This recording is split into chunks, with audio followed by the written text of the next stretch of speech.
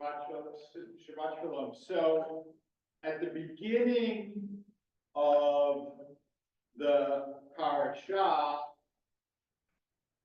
Jacob is going to encounter Esau, and they haven't seen each other for 20 years, and they parted on really bad terms.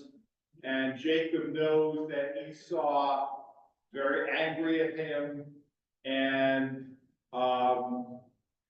he also understands that Esau had reason to be angry at him, and so he doesn't know what Esau's gonna do, right? He doesn't know, and so he sends messengers, and he even sends like gifts ahead to Esau. But the other thing that he does is that he, at this point, he's got a king, right? He's got 2 wives and 2 concubines and 11 sons and 1 daughter and a lot of flocks and a lot of employees and whatever. So he decides to split them in 2, and he figures what if Esau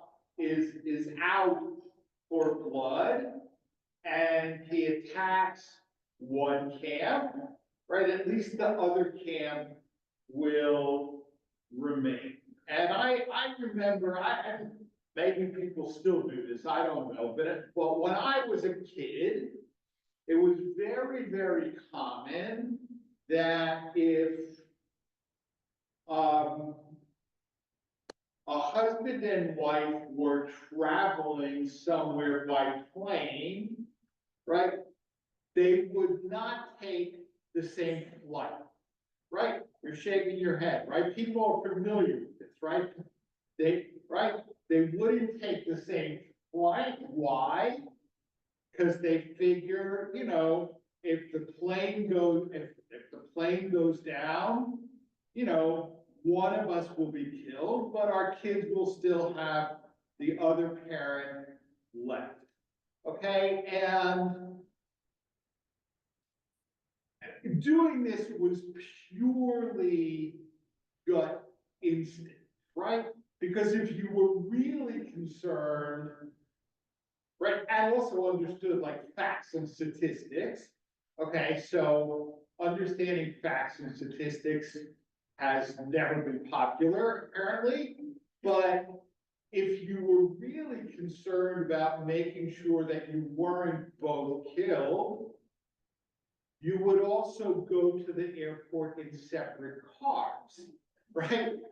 Which I don't recall ever happening, right? But the fact of the matter is, statistically, the most dangerous part of any plane trip is the trip to the airport, right? But they never did that because it was just a gut instinct, right? But the idea that, we'll split up so if some of us get killed, there'll still be a remainder, right? In a certain sense, and it's not a conscious decision, right? But this, in a certain sense, this is what the Jewish people have done, right? I mean, the theory of Zionism, it's amazing to see how, like, theory and practice are so different, right? The theory of Zionism was to save the Jewish people, right? That anti-Semitism was so virulent that the only way that Jews could survive is to have their own country, right? And Herzl, Herzl was a fascinating figure. Herzl also theorized that once the Jews had their own country, anti-Semitism in the rest of the world would disappear. Oh, we see how that worked, right? I mean, but what was his theory? His theory was, and it wasn't unique to Herzl, is that like everybody had their own country, right? And of course, he's talking about the European experience, right? And there are ethnic minorities who live outside of their own country. For example, and I don't know why this stuck in my head, but it did. When I was like really young and I was watching the Winter Olympics, and there was an Italian skier named Erwin Stricker. Okay, not exactly an Italian, right? It's a German name, right? But there are areas really, I mean, that are on the Swiss-Italian border, right? That are in Italy, but the people are ethnically Swiss, German-speaking, whatever. I mean, there are people who are ethnically German in France, in Alsace, right? They're all over the place. There are pockets of ethnicities that are different than, you know, the main population of that country, but they have a country, right? They just don't live in it. Whereas the Jews don't have a country. Well, once we have a country, we'll be normal. Like, and to a certain, I mean, at least in the States, there are areas in which that plays out, right? I mean, you know, every professional sports team has various ethnic heritage nights, right? And so when a team has Jewish heritage night, right? So there's Israeli stuff, even though, look, I mean, most of us, our roots in Israel are 2,000 years old, right? Whereas Italian Americans, it's 2 generations, it's 3 generations, right? If you look at us, go back 2 generations, 3 generations, right? For most of us, where are our relatives? It's not Israel, right? It's Eastern Europe for most of us, right? But anyway, at this point, roughly half of all the Jews in the world live in Israel, and roughly half live outside. Okay, and this is relatively new. I mean, until quite recently, there were more Jews in the United States than there were in Israel. Today, there's more Jews in Israel than there are in the United States, both because of the growth of the Israeli Jewish population, and to a certain extent, although this is more controversial because it depends on how, 2 things, how accurate you think demographers are, and frankly, how you define a Jew, right? But by certain definitions, the Jewish population in the United States is shrinking. Okay, by other definitions, it's growing, right?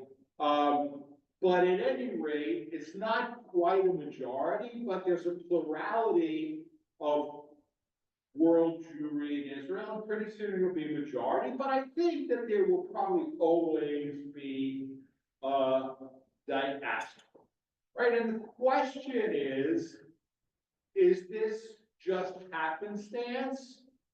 Is it a bad thing or is it a good thing? Right? And again, within the history of Zionism, there is this concept called Shlilat Hagolah, okay? Which is, again, it's usually translated as negation of the diaspora, right? But language is a tricky thing, right? Because the Hebrew word golah is almost always translated as diaspora, but it actually means exile, right? Because the Hebrew word for diaspora is actually tfutzot, right? What's the difference between exile and diaspora, right? It's a value judgment, right? Who thinks exile is a good thing, right? Nobody, right?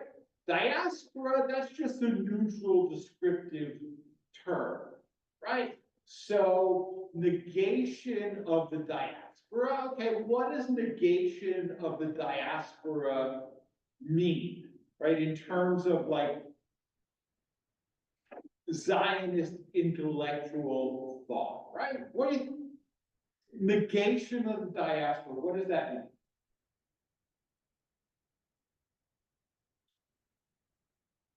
They don't recognize Jews that are not in Israel?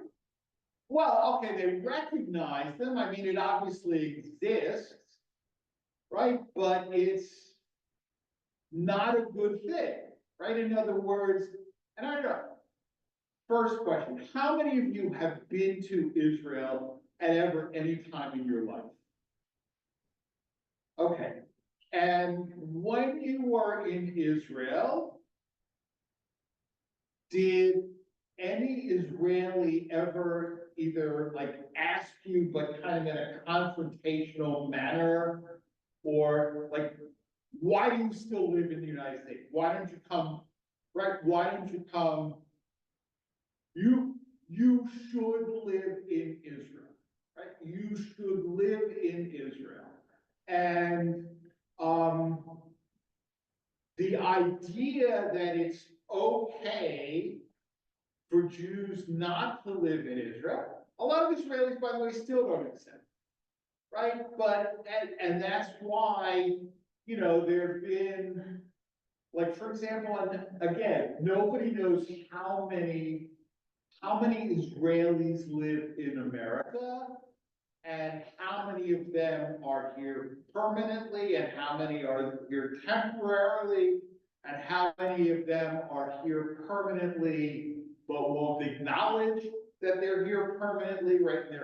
They're you know, their return to Israel, it's like infrastructure week. It's always coming, right? But it's never there, okay? Because Israelis have been educated that there's something shameful about it, frankly, right? I mean, what is the word that is used for leaving Israel permanently?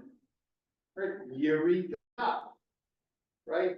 Yerida is the opposite of aliyah, right? I mean, we all know what an aliyah is, right? You come up to the Torah, right? But aliyah also means you go up to live in Israel. So Yerida is going, yeah, it's a value judgment. I'm not saying, by the way, that this is a value judgment that I agree with. I mean, in fact, it is a value judgment that I don't agree with. But it is very common within Israeli society, and that's what Israelis have historically been educated to, right? So the question is it good, bad, or neutral that there are Jews in Israel and in the diaspora, right? Is that good, bad, and I'm asking that as a question, okay? And obviously there's no right answer, okay? Good, bad, or neutral that some Jews live in Israel and some Jews live elsewhere. Yeah. Rabbi, you asked us to respond to a personal point of view or? Your own opinion. Yeah, what do you think? It's neutral, okay, it's just a fact, right, just a fact. Yeah, Leslie. Well, if God forbid they blew up Israel and there were no Jews, there would be Jews in America. Right, okay, so if Israel were destroyed.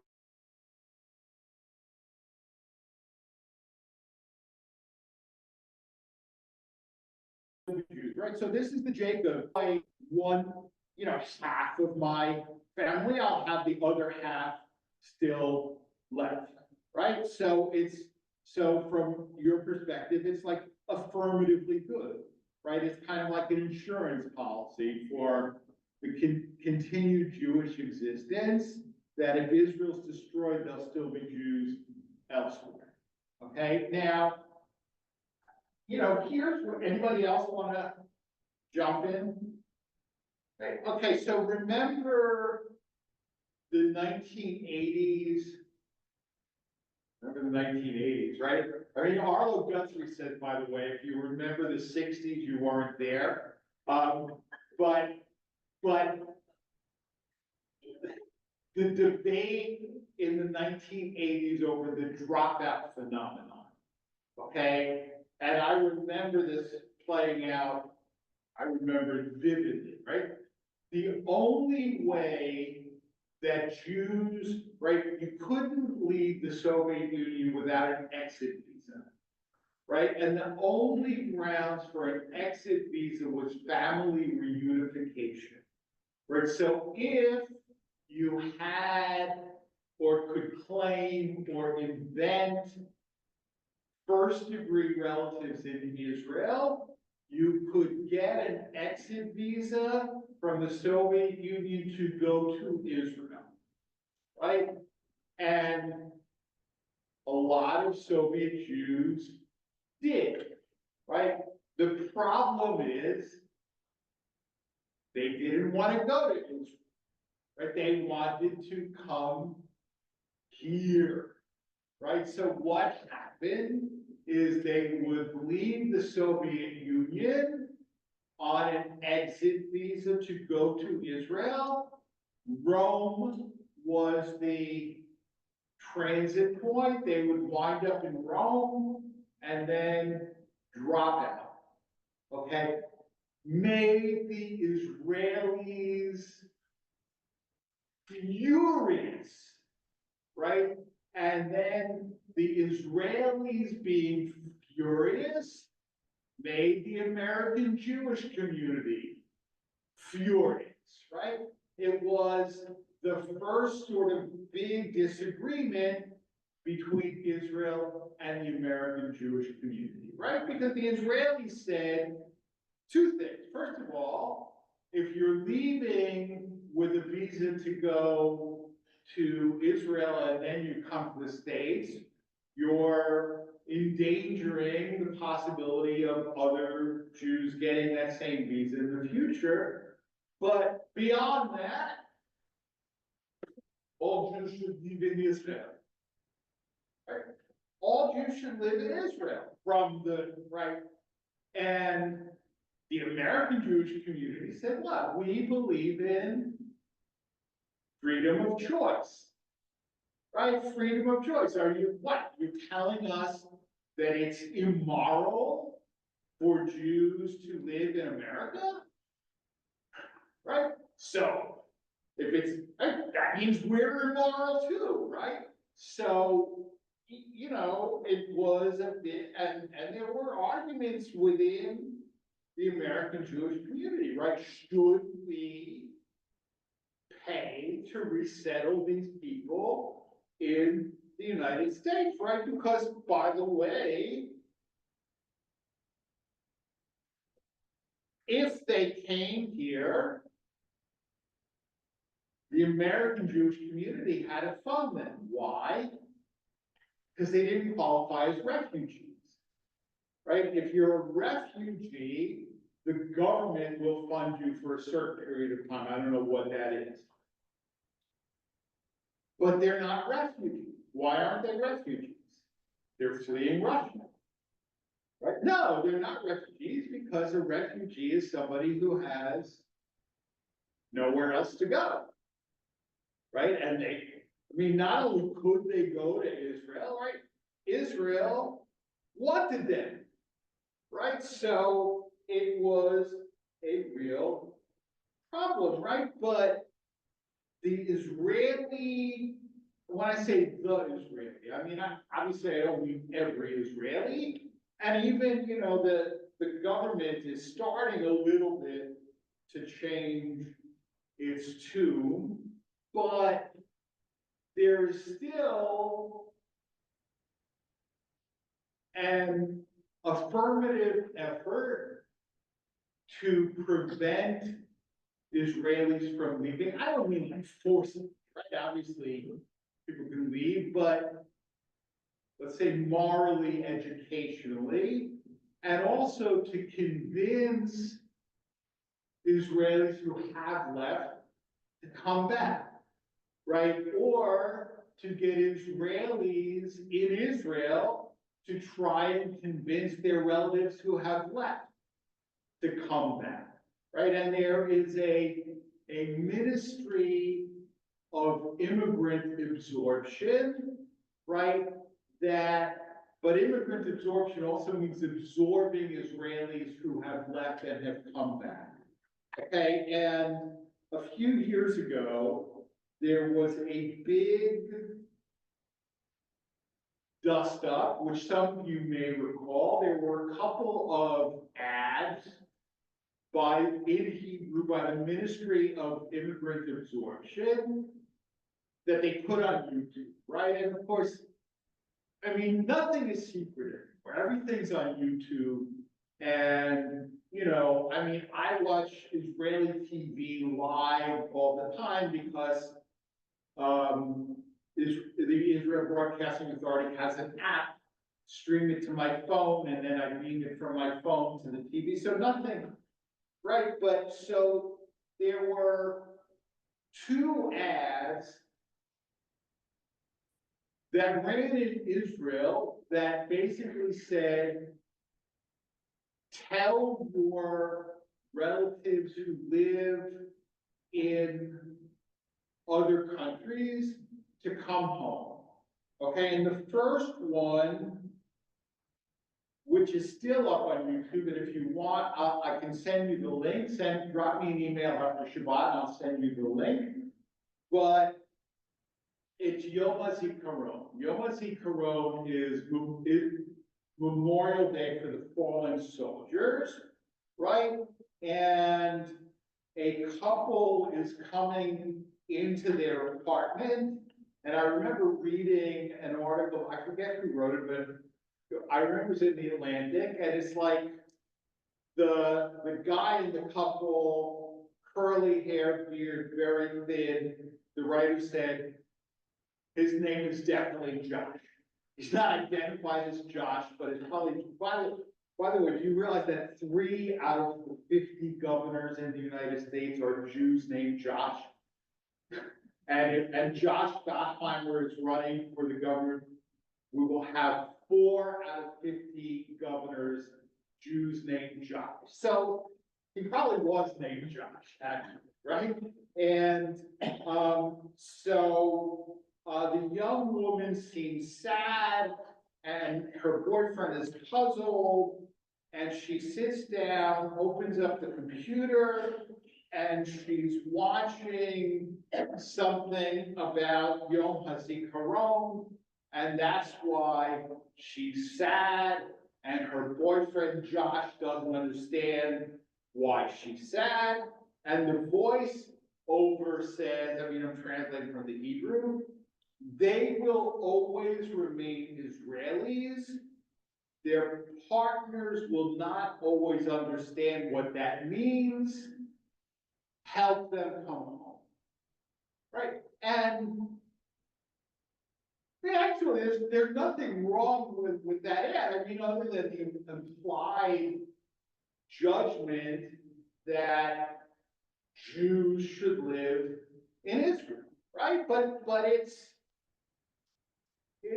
true. I mean, if you grow up in America, you're going to be an American. I mean, I'll ask you, how Israeli is Michelle?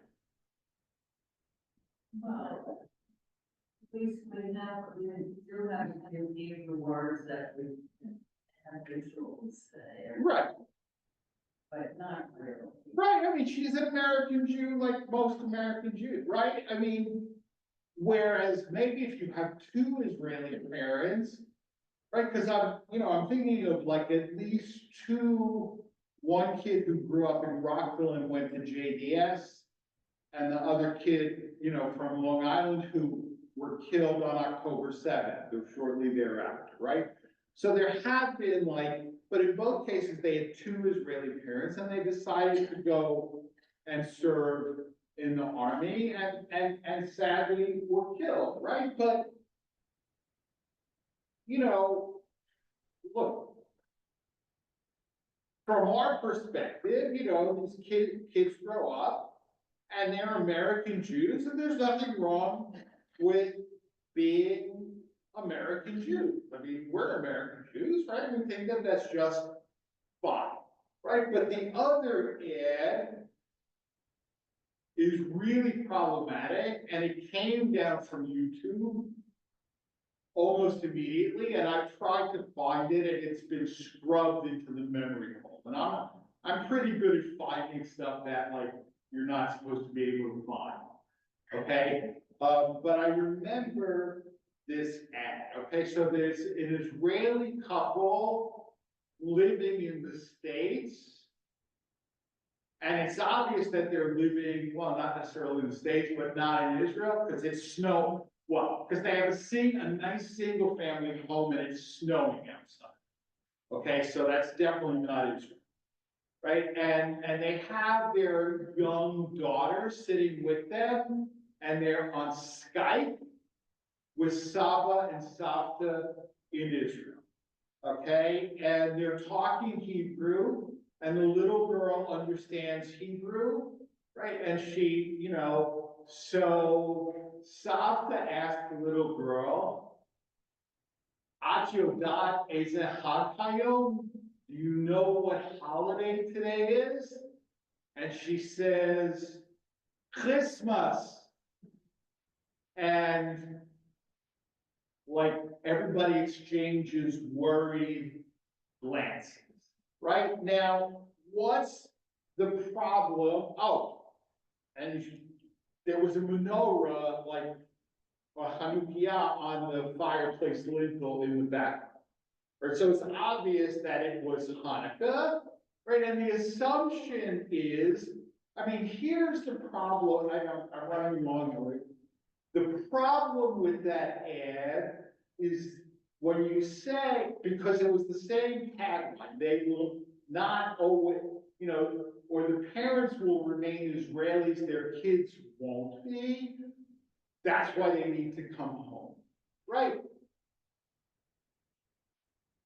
What's the problem? The problem with that ad is conflating Israeliness and Jewishness, right?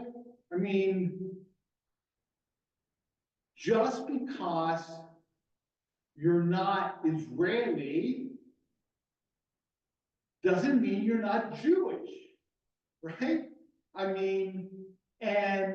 But for a lot of Israelis, it actually does mean that, okay? That if you stop being Israeli, you're also going to stop being Jewish, right? And look, the fact of the matter is most American Jews don't observe Yom HaZikaron, right? But we also don't observe Christmas, right? There are sort of secular American Jewish rituals for Christmas, right? Like serving the brunch at the men's shelf, right? Or eating Chinese food, right? Or this year for me, I have not been to a movie in a movie theater in 12 years. Oh, good. Okay, what? No, I haven't been to a movie theater in 12 years because Kelly can't go, right? And I don't want to go by myself, but A Complete Unknown, the new Bob Dylan biopic, is opening on December 25th. And Kelly said to me, I know you wanna go, it's okay, you can go, right? So I will, so if anybody, anyway, so, but, you know,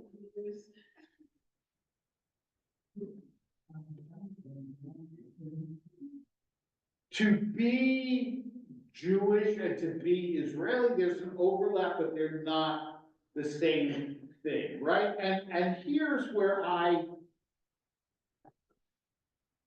agree with the idea that it is affirmatively good that there's Israel and there's the diaspora, and it has nothing to do with safety, right? I mean, frankly,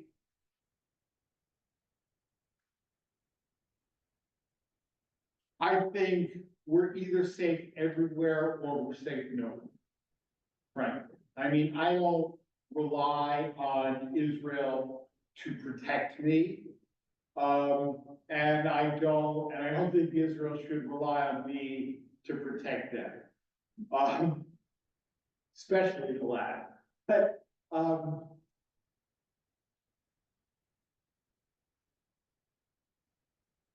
American Jewish identity does not pay enough, in my opinion, does not pay enough attention to group solidarity, right? I mean, there are things, like I spent 25 minutes on the phone the other day with a reporter from the Baltimore Sun. Okay, that article hasn't appeared yet. There are things that I might say here that I wouldn't say to a reporter for the Sun because of like group solidarity, right? And I think there is an exaggerated, excessive individualism in American society, and that goes to American Jews because we're Americans, right? But on the other hand, I think in Israel, there isn't enough attention paid to individuality or individual freedom, right? I mean, the idea that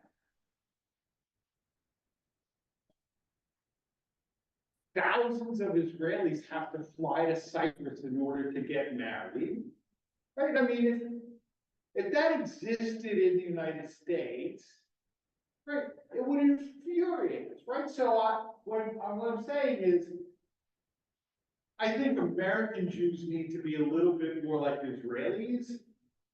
And I think Israelis need to be a little bit more like American Jews. And that interchange, I think, is ultimately very fruitful. And thus, I do think that it is sort of an affirmatively good thing, not having to do with safety at all, but having to do with culture, that the two communities exist and we should, you know, both grow and flourish. Comments, thoughts? Yeah, so. If the Jewish community didn't have so much influence in the United States, I think Israel would not be well equipped to protect itself. Okay, so for those of you on Zoom who might not have heard, Toby says if the American Jewish community were not as strong as it were, then Israel would not be in a position to protect itself.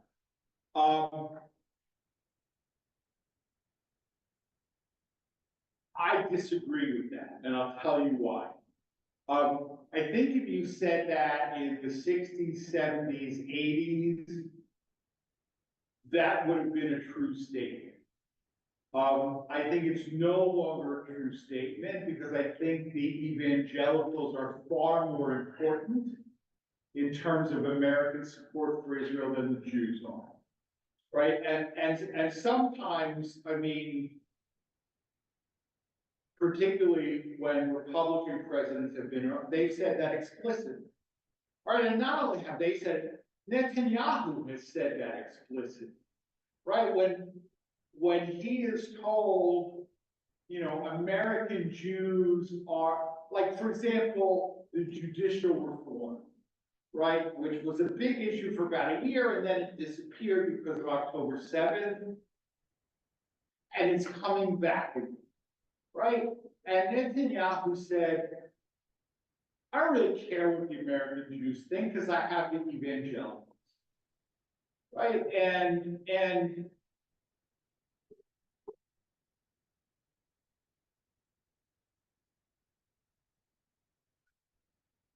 it's interesting, I mean, it's interesting, and I don't want to get too explicitly political, right? But I do think that within the Democratic Party, the key to support for Israel is American Jews. Within the Republican Party, it's evangelicals. Right, and when Trump moved the embassy to Jerusalem, it wasn't for the Jews. I mean, Jews, for the most part, we weren't, God forbid, against it, but it wasn't an important issue for most American Jews.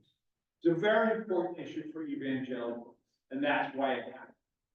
I mean, look who the current ambassador is to Israel. It's Jack Lew. Or Jack Lew, a Shomer Mitzvot. I mean, somebody I know well. We used to, I mean, I used to have Shabbos lunch at his apartment all the time when we were both members of Addis. Okay? And look who's the next ambassador, right? Mike Huckabee. Right? You think the Mike Huckabee appointment was because of the Jews? Because of the evangelicals, right? So now, having said that, I mean, it's not a bad thing that there's Jewish support in evangelicals. Not at all, right? I mean, the more support, the better, but I just don't think, and I could be wrong, but I just don't think that the American Jewish community is the key to American support for Israel that it once was, right? I mean, right? I mentioned Bob Dylan, so at the times they are changing, right? I mean, so, but thank you for your time. Anyway, Shabbat Shalom. Oh.